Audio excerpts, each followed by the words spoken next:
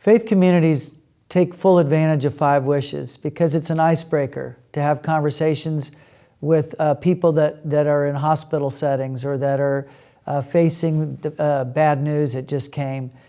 Faith communities are on the front lines of those discussions. They have an incredible capacity to love others and to be there for others, even strangers.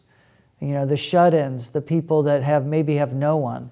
So faith communities are essential to the good care that one can get at the end of life because they can be the advocates, they can be the accompaniers, they can be the friends that love the person and see their beauty even if it's been marred somewhat superficially by disease. There's still great beauty in life, but you have to look beyond appearance, and faith communities have that capacity to look beyond appearance to the spiritual.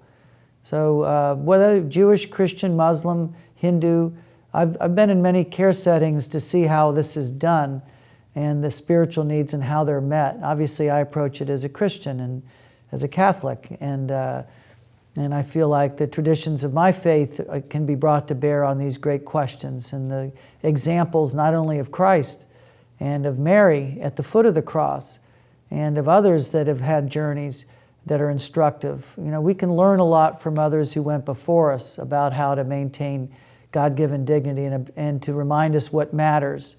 And I think the other faith traditions have a great deal to offer as well.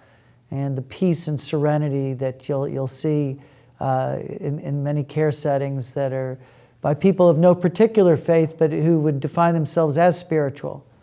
And so I even with people who are atheists, you know, Christopher Hitchens, who, interesting figure, you know, and then he got a terrible disease, and Christopher's a very well-known atheist. And I think he probably died an atheist. I think he said he did. I always, you know, I watched Mother Teresa around people. She left those issues to God. She didn't convert anybody. And God judges the hearts, not man. And so I never worry too much about what people are saying, and you certainly have to respect their rights.